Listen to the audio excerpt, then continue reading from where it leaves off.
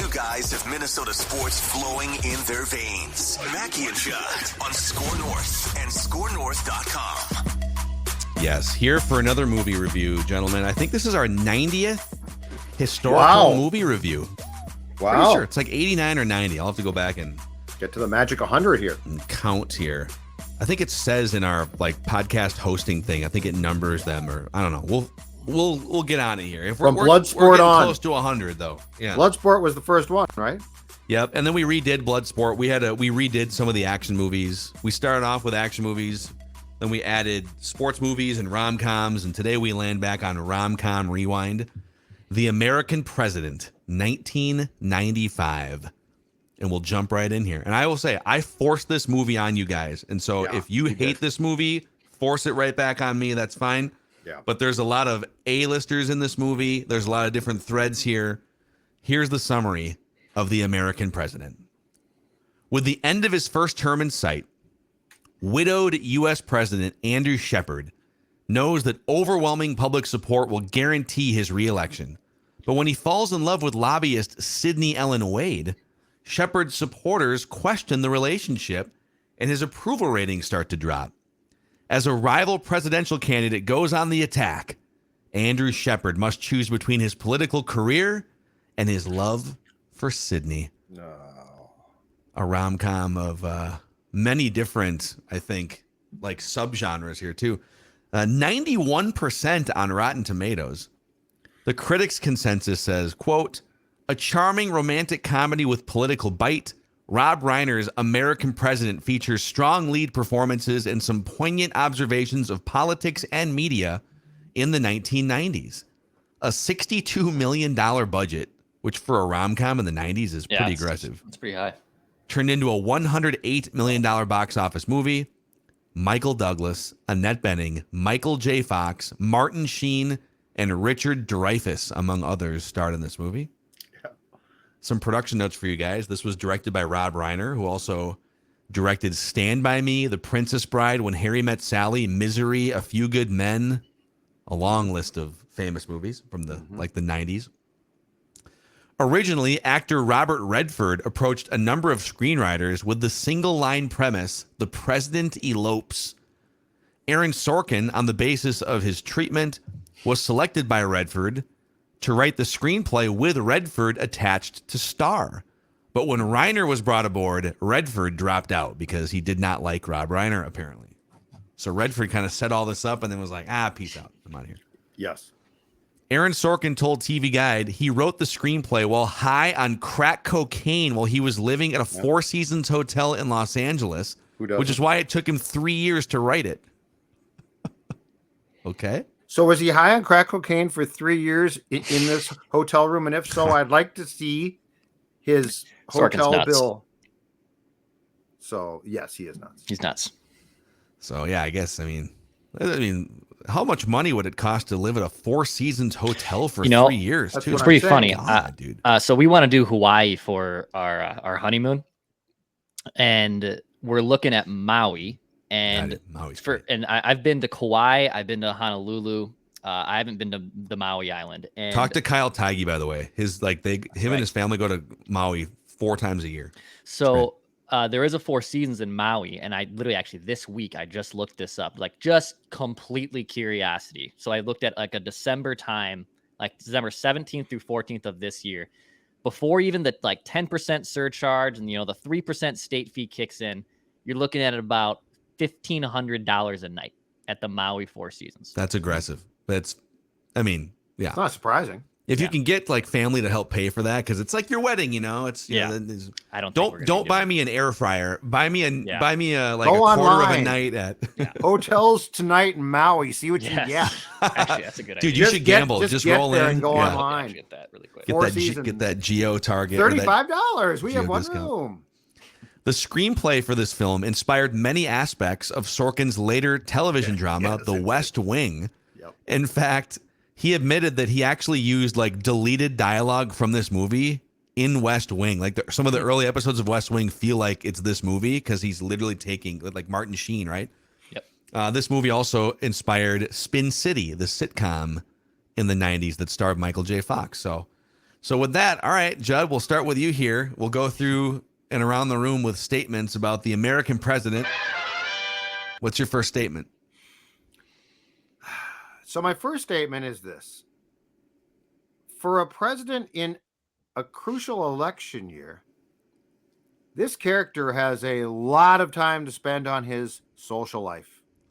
Like, it's incredible how little president stuff he actually does. Like, he walks around looking good a lot, and he makes a couple of really important decisions. But like, when you consider what the president would actually have to do in the crisis and blah, blah, blah, this guy is spending an incredible amount of time courting Sydney and not really doing a lot to be president. I found that, and like the fact that he wasn't, Dreyfus's character, his adversary. I'm Bob Rumson. Yeah, Bob and Rumson, I'm the running Republican for president. He was great. Like, that's a great character, and Dreyfus is a great bad guy. But it's like the whole thing about not debating him. It's like, would a president really just allow himself to just get steamrolled the whole thing? It makes no sense to address the bully. Anyway, this is the least president I've ever seen when it comes to what the real job might be. Yeah, it did feel like, okay, I'm going to go hop on the phone with the Israeli prime minister for a few minutes, but then I'm going to cut that short because Sydney Ellen Wade and my trombone playing daughter are like making spaghetti in the other room. He did seem he seemed to be walking a lot lighter than most presidents do, right? He was having a great time. He was like a teenager. Yeah. It was like most presidents seem, you look at photos of like George W. Bush when he gets the job, and then 8 years later, he looks like he's in a nursing home. And then Barack Obama has like straight gray hair, and it's like he's just kind of loving life. He's floating around on cloud nine. Yeah, it is. Give me the funny. florist number. But sir, why? I can do it for you. I want to call the florist. Yeah, he's got like a half an afternoon just to like fight with the florist on the phone. Like, dude, shouldn't we be doing something productive with your time here? Anyway. All right, Declan. All right. My statement is, I think this is the most boring movie we've done on any type of movie review we have done yet. Wow. So you're not a fan of The West Wing, I take it, or? Actually, no. I kind of I love Sorkin. I've dabbled in West Wing. I haven't done start to finish. I was one of the few. I liked the first season of it, but I really liked Newsroom. I know that one's kind of a messy plot. It goes really off the rails in season 2 and 3 with Jeff Daniels and Sam Waterston. I like Sorkin. This movie was incredibly boring to me. It was hard for me to like really gravitate and get into it. There's things that I have notes and I have other statements on this film for me, but I think my overarching takeaway by the time it was wrapped up was, man, this was a very boring and uneventful movie for me. See, it's definitely not an action movie, right? And it's definitely not like a Tom Hanks, Meg Ryan, like doop doop doop doop. Like every scene is like a whimsical scene. It's closer to that than you think, though. Like, it did come close at times. Yeah. I guess if you aren't also like, they talk a lot of politics in this movie. So if you're not super interested in like in-depth political discussion, a lot of the dialogue can get like glossy in this movie. But it's definitely not like an Arnold Schwarzenegger. It's not like watching True Lies for 2 hours. Right. So what was I'm blanking on. What was the Kevin Spacey Netflix show? What? House of Cards. I loved. Well, it got off the rails in the last season, but the House of Cards was good. I liked House of Cards a lot. So I liked some of this political stuff, but I just thought in general this movie was pretty boring. That was kind of my first statement on it. I will say my first statement is I 100% agree with Bob Rumson and Michael J. Fox, who are basically telling the president from different angles. Michael J. Fox as his advisor, one of his advisors, and Bob Rumson as his opponent. What are you doing, dude? It's like the whole thing. So, he walks in on that meeting where Sydney Ellen Wade is popping off about the president. He basically gets turned on by Sydney Ellen Wade ripping him behind his back. It's like the whole, like, and he in theory could have many different women in the world, right? Although I don't know how logistically it would work until after you're done being if you're not married going in. Who did? Bill Clinton. I mean, he just, What do you mean? What do you mean? What? I mean, this is the exact. same time when Bill Clinton was But he wasn't looking to get into a full blown relationship. He was looking to meet the gal in the hallway for 5 minutes. But he was making time when he was president. Okay, that's it, because this came out like as that was happening, basically. Yes. Or maybe like a couple years before it started happening. But he's trying to like date and build a full relationship here. Although you could argue Bill Clinton was trying to keep a marriage together somewhat, and also like a mistress on the side. Mm-hmm. So maybe in the mid 90s, I guess, I don't know. Maybe you just had more time on your hands as a president. I don't know, to form these relationships. Playing off that one, my statement is, I'm not quite sure why. And just to be clear, I loved this cast. I actually think the cast makes the film. Like, I don't think the film itself is great, but the cast is phenomenal. But I'm not quite sure why the president had aides and assistants, because he doesn't listen to them ever. Like, he doesn't listen to them like you're supposed to be advised, right? Think about the amount of times that Michael Douglas's character, bristles about suggestions about what he should do. I'm going to call a florist. Stop at the florist. But sir, we can't just stop here. I'm going to stop here. Like, how many times does he gets advice, which is probably very, very sound politically, and just ignores it completely on a whim. So I'm not quite sure what the point of his aides were, because they certainly weren't to give him advice that he was going to listen to. It would be very frustrating to be one of his advisors, right? Like, you're just... Yeah, well, Michael J. Fox's character, he basically dismisses throughout the majority of that film. And then Michael J. Fox delivers a great sort of bleep you speech to him. Yep. And then he kind of comes back. Actually, there's some really good like perspective speeches in this movie where Michael J. Fox, or the Sydney, where Sidney Ellen Wade, the deepest sort of cutting thing that she said was, you have bigger fish to fry than losing me. You just lost my vote. Like, oh no, you lost my vote. So cutting. All right, Declan. My statement is all-time great presidential speech at the end, though, when he addresses everyone in the press room. That is up there. We've done the Bill Pullman one from Independence Day. We've done a couple president speeches. I think this one is on, I will say, for a compliment to this movie, even though I said it was boring, it's on the Mount Rushmore of great presidential speeches. And it's not inspirational like Pullman's was, right? Like, we're going to go up there and we're going to fight these guys and we're going to start our new country. Like, this is just a very kind of what we talked about at the beginning of this was, it's a relatable guy. Like, is he believable as president? Maybe not, but he seems like such a relatable guy. And I did appreciate that in this movie. But that speech at the end, man, that was an awesome speech. I did love that scene. And then he mocks Bob Rumson. Bob Rumson's tagline is, "I'm Bob Rumson and I'm running for president." And he stamps his speech by saying, "I'm Andrew Shepard and I am the president." Oh, Does the DX promo. crotch chops? Yeah. Break it down. Yeah, and then he gave another one. Was it? I think it was his line. I wrote down his line to Michael J. Fox when they got in their back and forth. And like Michael J. Fox is saying, people are begging for leadership. Like they will crawl through the desert in search of water, and if they don't find water, they'll drink sand.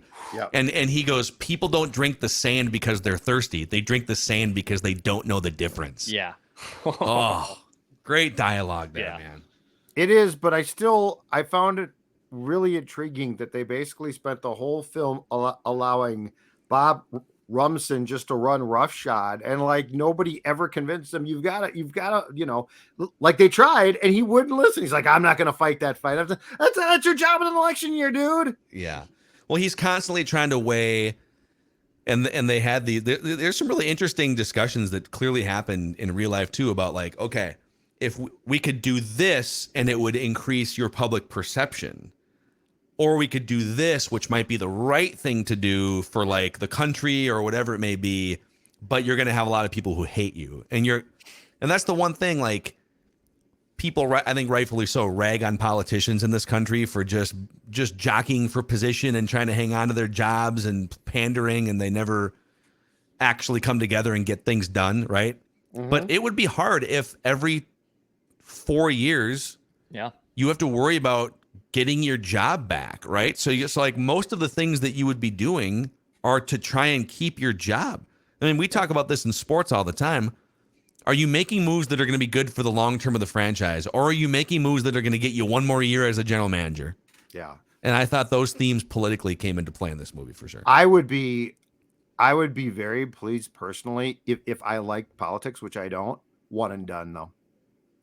I'd be fine with one and done. What, like 4 one years, and done presidents? One, yeah, four years. No. If I was president, like if I wanted to be the president, so if that was my goal, and I one achieved term, it, and I got one term, one and done, 4 years, I'd be fine with 4 years, Yeah. and then I'm done. And then if you don't like me, that's cool. What if we just did do, dictators instead? Let's make it easy. I think 4 you know years who your guy's going to be or your gal for 8 years about... though. Like to your point, when they show guys who have had 2 terms, the way that they look at the end of the second term is unrecognizable. Well, actually, I will 4 say years this for me. And I'm trying. I don't. We don't like get into politics really on this show because we welcome the audience from all different sides, and we're all here to talk sports and be dumb and talk movies. But I will say this, and I hope most people can agree on my next statement. It was refreshing in this movie to have a president that wasn't in his 80s. And that applies to both of the last presidents on the left and the right.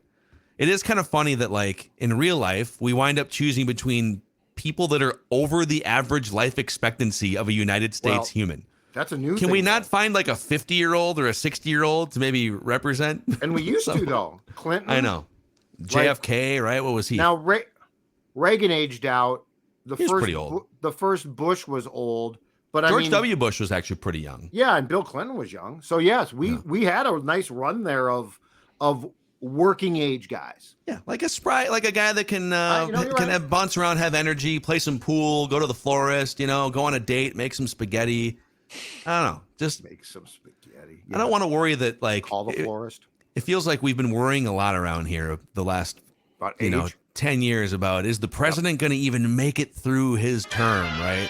So anyhow, all right, back to Judd. To me? Mm-hmm. So this film now is approximately 28 years old, and my statement is this: it's incredible. The backstory line of the bills that are being discussed and are the polarizing thing. This is nearly 30 years ago. Same it's stuff. Incredible that gun it is control, same pollution, environment. Yeah.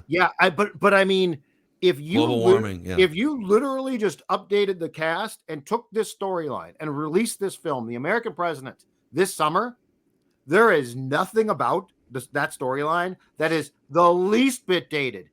Yeah, the least bit. It is incredible. And some people would say, well, see, how bad can the problems be? We're still all around, 30 years later. But then other people would say, wow, we've gone 30 years. We've yet to really address some of this stuff. But it is interesting. Yeah. It's as relevant today as it was in 1995. Yeah, no, it is true. That was striking to me too. All right, back to Declan. All right, my next statement is: sign me up for a White House dinner. Sign me up for that, baby. Really? when they have the little dance there and the French president is in town and whatnot. Sign me up for that White House dinner. I know we just said we don't talk a lot of politics. I don't care either, right or left. Sign me up for one epic White House dinner. I think that would be incredible. You want that filet mignon, whatever they're. Dance? Would you dance? Yeah, would you dance? Get out there and dance? Yeah. Well, dance I mean, I'm a menace on the dance floor, so that would have to. I'd be very tame at the White House. I would not be dancing. So I would have to kind of reel it in a little bit. But like the thing is also with like weddings and stuff, and as I'm planning one, like no one really remembers the food at a wedding, right? Like usually even the food is kind of forgettable, and it's usually never like up. Point. It's never never up to par of like when you go to a wedding, no one leaves a wedding being like, man, I can't believe that food, right? Right. So it's definitely different, I'm guessing, at the White House, where it's probably going to be incredible. I like it, Dex. No, I think it would be fun. Yeah, I feel like it'd be tough if you sat at a table where like there's some French people, like you got to be able to speak each other's languages, and that was an issue in the movie. But okay, my next statement is that the president, Andrew Shepard, is kind of creepy. If you look at all the different things in this relationship with Sidney Ellen Wade, I just made a list here. So early in the relationship, when they're on the phone and she's asking like, how did you find my number? And he says, I had the FBI and IRS track down your phone number. Mm-hmm. That seems like an overreach of power, something very creepy. Mhm. He forces her into a second date, even though she clearly feels uncomfortable. Like she kept saying, I don't want to do this. I don't understand Right. how this is going to work. Right. Right. She even tries to break up with him. She shows up to break up with him and she says, quote, please don't pursue me outside of the political realm. And he says, are you attracted to me? Yeah. And then he accuses her of being too nervous to have sex with him because he's the president. I mean, he's pretty awful during the early part of this relationship. Really creepy stuff, man. I didn't really think of it that way till now, but yeah, you're 1,000% right. Well, and then what? So I think I missed this. What's the turning point in his bedroom where she goes from no, and then she comes out in like a men's shirt. Yeah. And she's like testing the mattress with her hand. Yeah, but like what transformed the moment from this is a bad idea, it's not going to happen, where she's pretty, as far as I could tell, resolute about it, to let's have sex? I mean, I don't know. Maybe it's a great question. Because I thought I missed something. Yeah, it's also really bold. Like if a woman, after a date, if a woman comes over and says, please don't pursue me at all going forward, and your response is to come over the top and be like, I know you want me. Like, what? You know what the other thing about that is? I think in reality, Michael Douglas was pretty creepy himself. Okay. So like, I think he was definitely a ladies' man, wasn't he? Yeah, I think his personality sort of translated, because it's also the way that he probably goes about delivering those lines, right? Yeah. Like Martin Sheen, who was his best friend and assistant, who then of course became the president in the West Wing. Martin Sheen, I thought, was far more of a presidential like figure than Michael Douglas. Like how you would think of a president. Is that because of West Wing, or do you think? No, I'm saying when I saw him then in West Wing, I thought, okay, that's more along the lines of probably what they want for a president. Yeah, Michael Douglas would be like a hotshot senator or like a House representative or something. Playboy. Yeah, like the Cory Booker or something, where he's like popular, but you know. Yes. He's still married to Catherine Zeta-Jones, right? And she's like 20 plus years younger than him. Oh yeah.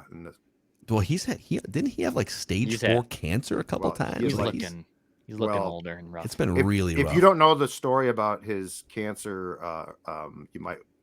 I'm not going to talk about it because it's really weird. But there were some things about the relationship that might have led to the issue of the cancer. So I'll just say that. I'll tell you off the. Yeah. Google it. I'm not going to talk about it. It's really. Wait, what? I remember this. My buddy and I were talking about. Yep. Google it. I'm just saying. Can you give me a hint? What should I Google? It's throat cancer. It's an oral problem. It's throat cancer. He has throat cancer. Okay. It's an oral problem. I'll just drop it at that. Interesting. Okay. I have follow-ups here, but maybe we should just. Okay. I got one more statement, though. Oh, I do too. Yeah. You go. Okay. A couple more. My next statement is, so often when Phil goes through the list, and it's a long one ordinarily, of potential candidates to play a character, I'm like, boy, I can't see that person playing that. Once in a while, I'll be like, yeah, okay. But I can definitively say this, and it's the statement. Robert Redford would have been a better president. Like the fact that he bailed is really too bad, because Annette Bening and Redford, I think, would have made for a far better, more plausible. I mean, Bob at that time still had the looks. That was really his role. Like you could tell when I saw that on Wikipedia, I was like, this makes total sense that this was a Robert Redford role. So apparently Redford wanted it to be more of a romantic story, like a love story. Yeah. And perfect sense. And Reiner wanted it to be what it was, which is like half political commentary and half rom-com. Right. And Redford wanted nothing to do with that, and that's one of the reasons. But and he would have didn't been like great Reiner as the president, I think. Yeah, he seems fairly presidential in terms of like actors from that range. Well, real quick before we move forward here with a couple more, and then we'll get to the categories. So I believe we've now done 3 movies. Maybe I'm missing 1 or 2, but for sure 3 movies with presidents, like prominent presidents, in our movie rewinds. We've done Independence Day with President Thomas Whitmore delivering that speech. Mm-hmm. Air Force One with President James Marshall, Harrison Ford, get off my plane. And then The American President with Andrew Shepard here. And I feel like I may be missing one or two. like we're missing Armageddon. Armageddon had a president speech in there somewhere. But among Billy those Bob, three. Billy Bob. Yep. But among these three, these were like movies that were focused on like the president was a main central character in these movies, right? Right. How would you rank these three presidents in order of like how safe you'd feel with them running the country? Andrew Shepard, James Marshall so we'll go Michael Douglas, Harrison Ford, and Bill Pullman. Give me Pullman. Pullman's my Pullman? in terms, especially if we want to do ranked choice voting here, if you will, I would say Pullman is my first option in the ranked choice voting for sure. Now for speeches or for like you just said, safety, feeling secure. Yeah. Well, if it's for speeches, Pullman's one. If it's for safety, Harrison Ford's character kicks ass on a plane. But he's not going to be able to fight off all of the terrorists in the world. I gotta go. Yeah, but Pullman is president when we're attacked by this alien group that blows up Los Angeles and New York. He got in an F-15 and shot down aliens. Yeah, he was fighting too. Yeah, absolutely. He had the best speech. But give me Ford 1, Shepard's 3. I don't trust this guy. Dude, Shepard's a creep, man. Shepard's a creep. He spends all the time gallivanting throughout the White House trying to find a girlfriend. I'd rather have Bob Rumson as my president, I think. A guy that focuses on the job. Low gas prices. Is Dreyfus not great? Yeah. Do you guys not love Dreyfus? Richard Dreyfus is great. Mr. Holland's Opus. There's a bunch of movies from that era. He probably got paid a ton to do almost nothing, too. Just be an ass for, just come in for a couple of days. When they bring up the flag burning photos, he gets all like, Merry Christmas to me, or whatever he said. He's great. He's like a cartoon in that movie. Anyway. All right, back to Dexter one more. All right, so my last one was, my statement is, I love how easy it was to get cleared to enter the White House. So when Annette Bening's character first goes to the White House and you saw Giddy and she's like, he just needs your badge. He just needs your ID. And all you had to do was just show your ID and get a little quick bag check and you're in the White House, baby. You're no problem. Yeah. You're right in it. And I know it's still dramatized because it's still, 1996, I believe. 95. This came out, 95. So it's mid-90s. But I love, even in a movie portrayal, just how simple it is. Just walk through White House security and you're in the White House. Yeah, it is kind of funny. It's also kind of funny just how media has evolved since then too. In this movie, so many, because Declan's on a path here of how different life was in 1995. It was pre 9/11. You couldn't just walk into the White House, but once you get to know a couple people, you can just kind of walk into the White House. You had people getting their news in the newspaper the next morning, primarily, right? Everyone's got to open up to see what something happens 100%. Yesterday, but tomorrow morning, we got to see what the headlines say. And then Andrew Shepard, he's a Packers fan. He's from Wisconsin. And they flip on the TV at night to find out he's yelling, show me the Packers score. I just want to see the Packers score. It's I guess there was really no other way in 1995 to find out what the Packers score was. I think the president, even 28 years ago, if he really was trying to look for a specific football score, probably had an aide who would know that score, though. He could probably call someone. Yeah. He's just an everyman president. That's my favorite part. Yeah. And then I have one more for you guys, then we'll get to the rankings here.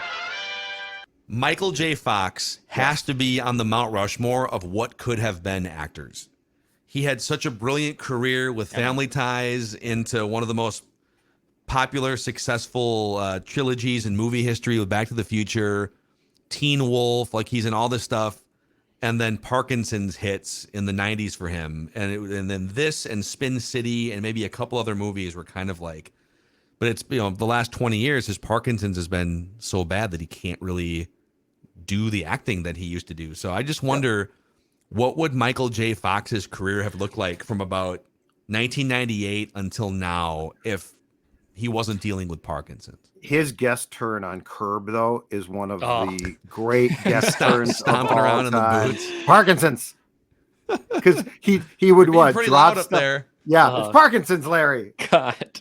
Just blaming Parkinson's for everything. Unbelievable. Oh, God, yeah. Only that show. So, do you think he would have been a sitcom actor? Would he have been a movie star? What do you think? He would have stayed in movies by now, right? I think he would have done more. But what's incredible is how he So this does not apply at all, probably to Back to the Future and that franchise. But it's incredible how family ties into the American President, and then Spin City. He's playing different permeations of Alex P. Keaton the whole time. Yeah. Now his political affiliation obviously changed as far as characters, but like when you look at the nervousness and the approach to politics and stuff, like that's the same character through at least 3 different franchises. Yes. No, it is true. And he kind of just plays Michael J. Fox in these, like Alex P. Keaton and Michael J. Fox are kind of like the same, it's like a more political version, but he's one of those actors where he just kind of plays himself in the movies. Like Harrison Ford kind of just plays Harrison. Yeah, he's that's Harrison true. Ford on a plane. He's Harrison Ford in space. Like Right. Harrison Ford on an island. That's kind of it's Michael J. Fox as a wolf. It's Michael J. Yeah, you're Fox right. Marty in a McFly. DeLorean. Michael J. Fox as a political advisor. It's kind of That's true. So, all right, boys, let's get to the 2 categories here where we rank. Number 1, the definitive relationship rankings. We're just looking for chemistry between the 2 main lovers or the 2 main characters. So to this point, Jacob and Cal in Crazy Stupid Love are the only great. straight 10 that we gave Yep. in Romcom Rewind. Yep. Hitch and Sarah from Hitch, Noah and Allie from The Notebook, Joe Fox and Kathleen Kelly from You've Got Mail, and Benjamin Barry and Andy Anderson from How to Lose a Guy in 10 Days are all over an 8. The worst chemistry, the only ones that are below a 4 are Sam and Annie from Sleepless in Seattle, Jerry and Dorothy from Jerry Maguire, Kirk and Molly from She's Out of My League, and Michael and Jules from My Best Friend's Wedding. So how would you rate President Shepard and Sydney Ellen Wade's chemistry on a 1 to 10 scale? I'm going to give it, you know what? I'm going to give it a 4. Yeah. I didn't think it was great. As you said, Phil, it was sort of creepy. I have never, and this is probably just my personal opinion. I think Annette Bening plays cold characters as far as like in relationships better than romantic characters. Okay. I don't know if what's the film that she did where she was Kevin Spacey's wife, American Beauty. I think that's correct. Yeah. And it's a great film, and she's an ice queen, and she is fantastic at it. But between the 2 of them, because I didn't think that to your point, the Shepard character was great either. I'm going to give it a 4. I didn't really buy it, and it certainly didn't seem like Hanks and Ryan, right? Yeah. Far more believable than this to me. Okay. Dex? It's a 4. It's a 4. It doesn't really, I mean, it's fine. Like but they don't really stand out to me. There's a cat and mouse game there. Their weird moment, even at the Joshua, was it Joshua Tree? No, where were they? Camp David, excuse me. Where they're at the Camp David scene, I thought was very strange in that scene as well. They don't stand out. It's a 4 for me. Yeah, I have it as a 4 too. It's a 4 for me. Like, it doesn't really make a lot of sense. They're constantly doing this weird dance where he's not being a real human. He's just like being this pithy president guy. And then I don't know. It never really clicked for me. It's a no for me, dog. So it's a 4. Yep. So it's a 4 across the board, making it the 5th worst chemistry of, I think we've done, let's see here, 16 of these rom-com rewinds now. So it's bottom 5. Okay, 1 through 10, entertainment value of this rom-com. The only straight 10 we have given is Crazy Stupid Love. Forgetting Sarah Marshall was a 9.2. Hitch, a 9. And 10 Things I Hate About You, a 9. The worst ones, all of these are below a 6.5. Fever Pitch, She's Out of My League, Sweet Home Alabama, and My Best Friend's Wedding. Those are the worst ones.